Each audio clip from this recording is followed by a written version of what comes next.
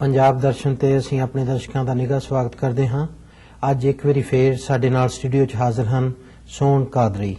ਇਹ ਸੋਹਣ ਕਾਦਰੀ ਹੁਣੀ ਇੱਕ ਬਹੁਤ ਹੀ ਇੰਟਰਨੈਸ਼ਨਲ ਫੇਮ ਆਰਟਿਸਟ ਹਨ। ਇਹਨਾਂ ਨੂੰ ਇਹ ਪਹਿਲੇ ਪੰਜਾਬੀ ਹਨ ਜਿਨ੍ਹਾਂ ਨੂੰ ਪੇਂਟਿੰਗ ਵਿੱਚ ਨੈਸ਼ਨਲ ਅਵਾਰਡ ਮਿਲਿਆ ਹੈ ਭਾਰਤ ਦਾ। ਇਹਨਾਂ ਦੀਆਂ ਕਿੰਨੇ ਹੀ ਮੁਲਕਾਂ ਵਿੱਚ ਨੁਮਾਇਸ਼ਾਂ ਹੋਈਆਂ ਹਨ। ਕਾਦਰੀ ਜੀ, ਪ੍ਰੋਗਰਾਮ ਤੇ ਆਉਣ ਦਾ ਸ਼ੁਕਰੀਆ। Thank you. ਕਾਦਰੀ ਜੀ, ਤੁਸੀਂ ਜ਼ਿਮੀਂਦਾਰ ਹੁੰਦੇ ਹੋਏ ਇਹ ਜਿਹੜੀ ਸੂਖਸ਼ਮ ਕਲਾ ਪੇਂਟਿੰਗ ਨੂੰ ਅਪਣਾਇਆ, ਇਹਦੇ ਕੀ ਕਾਰਨ ਹੈ? ਇਹਦੇ ਪਿੱਛੇ ਕੋਈ ਡਰਾਈਵ ਸੀ ਜਾਂ ਕੀ ਗੱਲ ਸੀ? ਮੇਰਾ ਖਿਆਲ ਇਹ ਸੂਖਸ਼ਮਤਾ ਸਾਰਿਆਂ ਵਿੱਚ ਹੁੰਦੀ ਹੈ ਔਰ ਜਿੱਥੋਂ ਤੱਕ ਮੈਨੂੰ ਯਾਦ ਹੈ ਜ਼ਿਮੀਂਦਾਰਾਂ ਜ਼ਿਆਦਾ ਹੋਣੀ ਚਾਹੀਦੀ ਹੈ ਕਿਉਂਕਿ ਅਸੀਂ ਬੜੀ ਮਿੱਟੀ ਦੇ ਨੇੜੇ ਰਹਿੰਦੇ ਹਾਂ ਔਰ ਹੱਥਾਂ ਨਾਲ ਉਹਦੇ ਖਿਡੌਣੇ ਬਣਾਉਣੇ ਉਹ ਜ਼ਿਮੀਂਦਾਰ ਨੂੰ ਜ਼ਿਆਦਾ ਆਉਂਦੇ ਹੁੰਦੇ ਆ। ਸ਼ਹਿਰ ਵਿੱਚ ਜਿਹੜੀ ਨਾ ਬੱਚਾ ਪੈਦਾ ਹੁੰਦਾ ਉਹਦੇ ਇੰਟੈਲੈਕਚੁਅਲ ਫੀਲਿੰਗ ਹੁੰਦੀ ਹੈ, ਸਾਡੀ ਬੜੀ ਫਿਜ਼ੀਕਲ ਫੀਲਿੰਗ ਹੁੰਦੀ ਹੈ। ਬਾਕੀ ਜਿੱਥੋਂ ਤੱਕ ਕਲਾ ਜੰਮਣ ਨਾਲ ਤਲਕ ਆ, ਕਿਹੜੀ ਏਰੀਆ ਜੰਮਿਆ, ਉਹ ਸਾਰਾ ਹੀ ਵਾਤਾਵਰਣ ਉਹਨੂੰ ਉਤਸ਼ਾਹ ਦਿੰਦਾ। ਮਤਲਬ ਮੈਂ ਜ਼ਿਮੀਂਦਾਰ ਸੀ, ਉੱਥੇ ਜ਼ਿਮੀਂਦਾਰਾਂ ਦੀ ਕਿਸਮ ਦੀ ਵੀ ਉਤਸ਼ਾਹ ਮਿਲੀ ਹੈ। ਇਹ ਮੇਰੇ ਖਿਆਲ 'ਚ ਕਿਸੇ ਦੇ ਘਰ ਜੰਮਣ ਤੋਂ ਪਹਿਲਾਂ ਜੰਮੀ ਹੁੰਦੀ ਆਦਮੀ ਦੇ ਅੰਦਰ, ਹੌਲੀ ਹੌਲੀ ਨਿਕਲ ਆਉਂਦੀ ਹੈ, ਚਾਹੇ ਜ਼ਿਮੀਂਦਾਰ ਦਾ ਹੋਵੇ ਚਾਹੇ ਉਹ ਬਾਹਮਣਾਂ ਦੇ ਘਰ ਜੰਮਿਆ ਹੋਵੇ, ਪਰ ਇਹ ਜੰਮੀ ਪਹਿਲਾਂ ਹੁੰਦੀ ਹੈ ਤਾਂ ਨਿਕਲਦੀ ਹੈ। ਵਾਹ ਜੀ। ਆਮ ਤੌਰ ਤੇ ਜਿਹੜਾ ਮਾਡਰਨ ਆਰਟ ਆ ਇਹਨੂੰ ਆਪਣੇ ਲੋਕ ਬਹੁਤ ਘੱਟ ਸਮਝਦੇ ਆ, ਇਹਦੇ ਕੀ ਕਾਰਨ ਹੈ? ਸੁਸਤਾ, ਬੇਅੰਤ ਸੁਸਤਾ। ਕਿਉਂਕਿ ਮਾਡਰਨ ਆਰਟ ਜਿਹੜਾ ਉਹਨੂੰ ਐਵੇਂ ਕਹਿ ਕੇ ਰਿਜੈਕਟ ਕਰ ਦੇਣਾ, ਇਹ ਇੱਕ ਫੈਸ਼ਨ ਜਿਹਾ ਬਣ ਗਿਆ। ਇਹਦੇ ਦੋ ਤਿੰਨ ਕਾਰਨ ਹੈਗੇ ਜਿਹੜੇ ਮੈਂ ਤਾਂ ਆਪਣੇ ਮੇਰੇ 20 ਸਾਲ ਦੇ ਤਜਰਬੇ ਵਿੱਚ ਮੈਨੂੰ ਕਨਫਰੰਟ ਕੀਤੇ। ਮੈਂ ਕੁਝ ਤੇ ਜਿਹੜੇ ਕੈਲੰਡਰ ਆਰਟ ਕਿਸਮ ਦੇ ਆਰਟ ਲਟਕਦੇ ਹੈਗੇ ਆ ਪਾਨ ਬੀੜੀ ਦੀ ਦੁਕਾਨਾਂ ਤੇ ਸਿਨੇਮੇ ਦੇ ਪੋਸਟਰ ਤੇ ਜਾਂ ਕੈਲੰਡਰ ਜਿਹੜੇ ਘਰਾਂ 'ਚ ਹੁੰਦੇ ਆ, ਉਹ ਇਹ ਮਾਡਰਨ ਆਰਟ ਲਈ ਬੱਚੇ ਦੀ ਟ੍ਰੇਨਿੰਗ ਨਹੀਂ ਹੋਣ ਦਿੰਦੇ।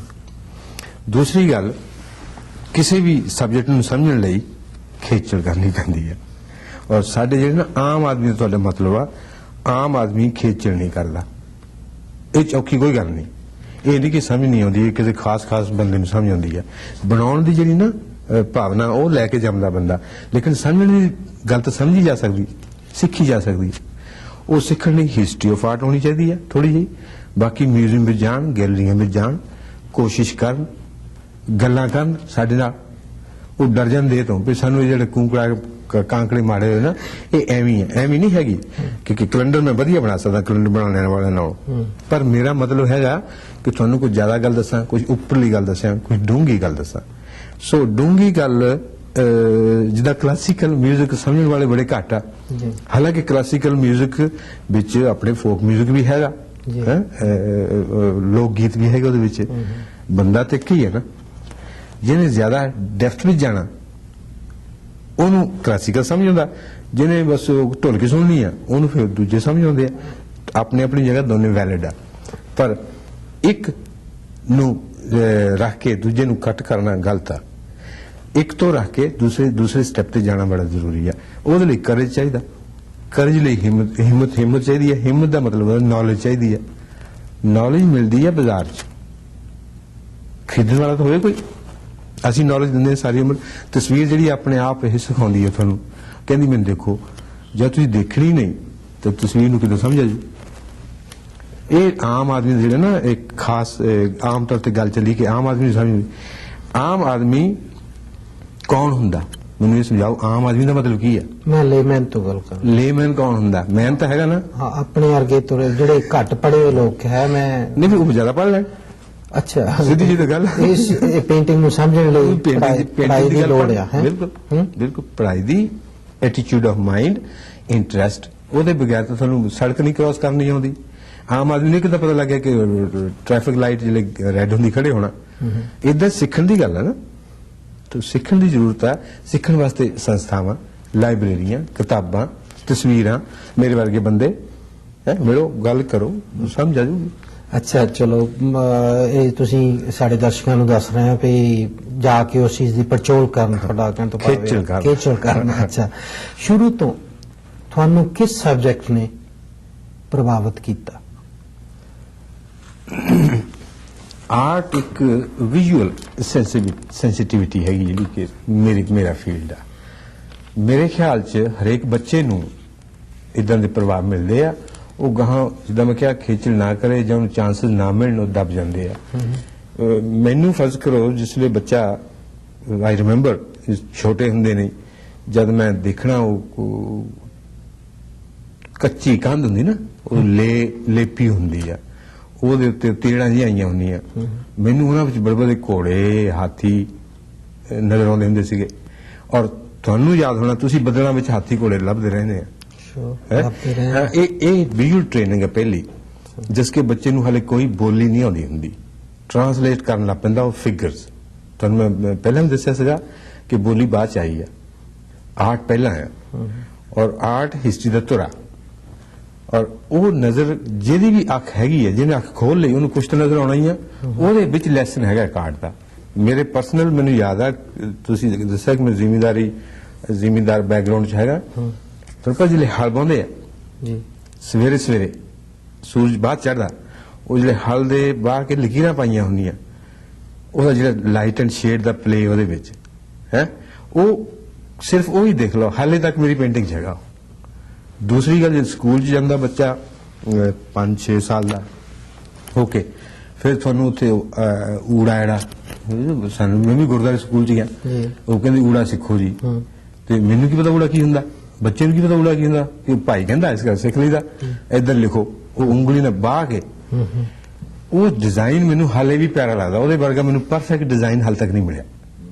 ਮੇਰੀ ਟ੍ਰੇਨਿੰਗ ਐਕਚੁਅਲੀ ਜਿਹੜੀ ਨਾ ਕੌਨਸ਼ੀਅਸ ਟ੍ਰੇਨਿੰਗ ਹੈਗੀ ਆ ਉਹ ਊੜੇ ਦੀ ਸ਼ਕਲ ਤੋਂ ਸ਼ੁਰੂ ਹੋਈ ਊੜੇ ਦੇ ਮਹਿਨੇ ਤੋਂ ਸ਼ੁਰੂ ਨਹੀਂ ਹੋਈ। ਊੜਾ ਤਾਂ ਪੰਜਾਬੀ ਦਾ ਲਫ਼ਜ਼ ਬਾਅਦ ਚ ਪਤਾ ਲੱਗਾ ਵੀ ਕੀ ਹੁੰਦਾ ਹੈ ਕਾਹਦੇ 'ਚ ਕੰਮ ਆਉਂਦਾ ਲੇਕਿਨ ਪਹਿਲਾਂ ਬੱਚੇ ਨੂੰ ਜਿਹੜਾ ਨਾ ਊੜਾ ਨਜ਼ਰ ਆਉਂਦਾ black and white design beautiful design ਉਹ 'ਚ ਫਲੋ ਬੜੀ ਵਧੀਆ ਉਹਦੇ 'ਚ ਬੈਲੈਂਸ ਬੜਾ ਵਧੀਆ ਔਰ ਉਹਦਾ ਮਤਲਬ ਜਿਹੜਾ ਨਾ ਉਹ ਤੋਂ ਬਾਅਦ ਚ ਪਤਾ ਲੱਗਦਾ ਵੀ ਕੱਲ੍ਹ ਹੀ ਸਿੱਖਿਆ ਪਿਆ ਲੇਕਿਨ ਪਹਿਲਾਂ ਬੱਚੇ ਨੂੰ ਵਿਜ਼ੂਅਲ ਟ੍ਰੇਨਿੰਗ ਹੁੰਦੀ ਹੈ ਲਫ਼ਜ਼ ਬਾਅਦ ਚ ਇਦਾਂ ਹੀ ਜਿਸਲੇ ਉਹ ਹਲ ਬਾਇਆ ਹਾਲ ਤੱਕ ਜੱਟ ਨੇ ਬਾਹ ਦਿੱਤਾ ਮੇਰੇ ਫਾਦਰ ਨੇ ਬਾਹ ਦਿੱਤਾ ਜਾਂ ਚਾਚੇ ਨੇ ਬਾਹ ਦਿੱਤਾ ਉਹ ਮੈਂ ਵੀ ਦੇਖ ਕੇ ਹੀ ਸਿੱਖ ਗਿਆ ਉਹਦੇ ਚ ਸੀ ਸਿੱਖਣਾ ਜਿਹੜਾ ਸਿੱਖ ਹੁੰਦਾ ਨਾ ਅੰਦਰ ਉਹ ਸਿੱਖ ਲੈਂਦਾ ਜਿਹਨੇ ਨਹੀਂ ਸਿੱਖਣਾ ਉਹ ਨਹੀਂ ਸਿੱਖਦਾ। ਸੋ ਮੈਨੂੰ ਯਾਦ ਆ ਕਿ ਮੇਰਾ ਬਚਪਨ ਤੋਂ ਰੁਝਾਅ ਹੋ ਗਿਆ ਕਿ ਲਾਈਟ ਐਂਡ ਸ਼ੇਡ ਟੈਕਸਚਰ ਜਿੱਦਾਂ ਉਹ ਤੂੜੀ ਨਾਲ ਲਿਪੇ ਕਹਿੰਦਾ ਰੋਸ਼ਨਦਾਨ ਉਹਨਾਂ ਵਿੱਚ ਤੇ ਰੇਤੇ 'ਚ ਹਵਾ ਨਾਲ ਚੱਲਿਆ ਰੇਤੇ ਵਿੱਚ ਜਿਹੜੀਆਂ ਡਿਊਨਸ ਬਣੀਆਂ ਹੁੰਦੀਆਂ ਪਾਣੀ ਦੀ ਰਿਪਲ ਛੱਪੜ ਤੇ ਆਪਣੇ ਪਿੰਡ ਵਾਲੇ ਛੱਪੜ 'ਚ ਪਾਣੀ ਦੀ ਰਿਪਲ ਔਰ ਉਹਦੇ ਉੱਤੇ ਬੂਰ ਪਿਆ ਹੁੰਦਾ ਤੇ ਰੰਗ ਕਿਆ ਕਮਾਲ ਦੇ ਰੰਗ ਹੁੰਦੇ ਹੈ ਔਰ ਉਹਦੇ ਵਿੱਚ ਜਿਹੜਾ ਗੰਨੇ ਕਮਾਦੀ ਦੇ ਖੇਤ ਦੇ ਜਿਹੜੇ ਉੱਪਰਲੀਆਂ ਅਫਸ਼ੂਟਾਂ ਹੁੰਦੀਆਂ ਗ੍ਰੀਨ ਉਹ ਕਿਆ ਕਮਾਲ ਦੀਆਂ ਹੁੰਦੀਆਂ ਉਹ ਵੀ ਆਰਟ ਆ। ਤੁਸੀਂ ਹੁਣ ਮੇਰੀ ਤਸਵੀਰ ਦੇਖ ਲਓ ਉਹਦੇ ਵਿੱਚ ਹੈਗੀ ਗੱਲ ਕੋਈ ਗੰਨਾ ਨਹੀਂ ਬਣਾਉਂਦਾ ਮੈਂ ਛੱਪੜ ਨਹੀਂ ਬਣਾਉਂਦਾ ਮੈਂ ਲੇਕਿਨ ਲਹਿਰ ਤਾਂ ਬਣਾ ਸਕਦਾ ਲਹਿਰ ਐਬਸਟ੍ਰੈਕਟ ਆ ਛੱਪੜ ਜਿਹੜਾ ਕੰਕਰੀਟ ਹੈ ਹਾਲਾਂਕਿ ਉਹ ਲਹਿਰ ਛੱਪੜ ਦੇ ਵਿੱਚ ਹੋ। ਇਹ ਤੁਸੀਂ ਆਰਟਿਸਟ ਹੁੰਦੇ ਹੋਏ ਤਾਂ ਦੇਣ ਹੈ ਪਰਮਾਤਮਾ ਦੀ ਦੇਣ ਹੈ ਤੁਸੀਂ ਉਹਨਾਂ ਚੀਜ਼ਾਂ ਨੂੰ ਉਸ ਅੱਖ ਨਾਲ ਦੇਖਿਆ ਪਰ ਕੀ ਜਿਹੜੇ ਆਪਣੇ ਹੈਗੇ ਆ ਸਿਆਣੇ ਬੰਦੇ ਉਹ ਕਿਉਂ ਨਹੀਂ ਅਨੁਭਵ ਕਰਦੇ ਸਾਰੇ ਜਿਹੜੇ ਪੜ੍ਹੇ ਲਿਖੇ ਵੀ ਆਏ ਵੇ ਉਹ ਮਤਲਬ ਹੋਰ ਗੱਲਾਂ 'ਚ ਬਿਜ਼ੀ ਹੋ ਜਾਂਦੇ ਮੈਂ ਇਸ ਕੰਮ 'ਚ ਬਿਜ਼ੀ ਹੋ ਗਿਆ ਫਰਕ ਬਹੁਤਾ ਨਹੀਂ ਹੁੰਦਾ। ਮਤਲਬ ਇਹ ਵੀ ਤੁਸੀਂ ਜਿੰਨਾ ਗੁੜ ਪਾਓਗੇ ਉਹਨਾਂ ਮਿੱਠਾ ਹੋ ਜਿੱਦਾਂ ਕਹਿੰਦੇ ਮੈਂ ਗੁੜ ਪਾਈ ਗਿਆ ਤੇ ਵਿੱਚ ਪਾਈ ਗਿਆ ਹੈ ਤੇ ਉਹਦੇ ਵਿੱਚ ਫਿਰ ਮਿੱਠਾ ਜ਼ਿਆਦਾ ਹੋਣਾ। ਦੂਸਰੇ ਬੰਦੇ ਠੀਕ ਆ ਉਹ ਹਲ ਬਾਇਆ ਦੇਖ ਕੇ ਕਹਿੰਦੇ ਵੀ ਕਣਕ ਕਿੰਨੀ ਪੈਦਾ ਹੋਊ ਮੈਂ ਉਹਦਾ ਲਾਈਟ ਐਂਡ ਸ਼ੇਡ ਇੰਜੋਏ ਕਰ ਲਿਆ ਹੈ ਮੇਰੀ ਉਹ ਟ੍ਰੇਨਿੰਗ ਹੋ ਗਈ। ਸੋ ਅਨੁਭਵ ਸਾਰਿਆਂ ਦਾ ਇੱਕੋ ਹੁੰਦਾ ਜਿਸ ਲਈ ਅਸੀਂ ਬੜੇ ਹੋ ਜਾਂਦੇ ਨਾ ਉਹਨਾਂ ਦੀ ਆਕੂਪੇਸ਼ਨ ਫਰਕ ਹੋ ਜਾਂਦੇ ਆ ਉਹ ਬਿਜ਼ੀ ਹੋ ਜਾਂਦੇ ਆ ਕਿਸੇ ਹੋਰ ਪਾਸੇ ਇਹ ਤੇ ਬਗੈਰ ਸਰ ਜਾਂਦਾ ਚਲੋ ਦੀਵਾਰ ਤੇ ਕੈਲੰਡਰ ਲਾ ਦਿਓ ਦੀਵਾਰ ਤੇ ਲੱਗ ਗਿਆ ਕੈਲੰਡਰ ਕਿਉਂਕਿ ਜੋਗਿੰਦਰ ਸਿੰਘ ਕਲਸੀ ਦੇ ਘਰ ਲਗਾਇਆ ਉਸ ਕਰਕੇ ਉਹਨੇ ਲਾਇਆ ਨਾ ਜੋਗਿੰਦਰ ਸਿੰਘ ਕਲਸੀ ਨੂੰ ਪਤਾ ਹੋਣਾ ਕੱਲ ਲਾਇਆ ਨਾ ਉਹਨੂੰ ਪਤਾ ਕਿ ਉਹਨੇ ਪੁੱਛਿਆ ਬੀੜੀ ਦੀ ਦੁਕਾਨ ਤੇ ਲੱਗਾ ਸੀ। ਸੋ ਇਹ ਸਾਰੀਆਂ ਗੱਲਾਂ ਜਿਹੜੀਆਂ ਨਾ ਆਰਟ ਦੀਆਂ ਇਹਨੂੰ ਥਰਮਾ ਚਾਹੀਦਾ ਤਹਮਲ ਚਾਹੀਦਾ ਔਰ ਪਿਛਾ ਹਟ ਕੇ ਸੋਚਣ ਦੀ ਗੱਲ ਹੈ ਥੋੜੀ ਜੀ ਸੋਚਣ ਥਿੰਕਿੰਗ ਨਹੀਂ ਵਿਜ਼ੂਅਲ ਸੋਚਣੀ ਵਿਜ਼ੂਅਲ ਵੀ ਸੋਚਣੀ ਹੁੰਦੀ ਹੈ ਤੇ ਉਹਦੇ ਵਿੱਚ ਇੱਕ ਸਵਾਲ ਲੈਣਾ ਉਹ ਪਰਫੈਕਟ ਡਿਜ਼ਾਈਨ ਪਰਫੈਕਟ ਚੀਜ਼ਾਂ ਮੋਸਟ ਐਬਸਟ੍ਰੈਕਟ ਆਰਟ ਤੇ ਨੇਚਰ ਕਰਦੀ ਆ ਮੈਂ ਕੀ ਕਰਨਾ। ਅੱਛਾ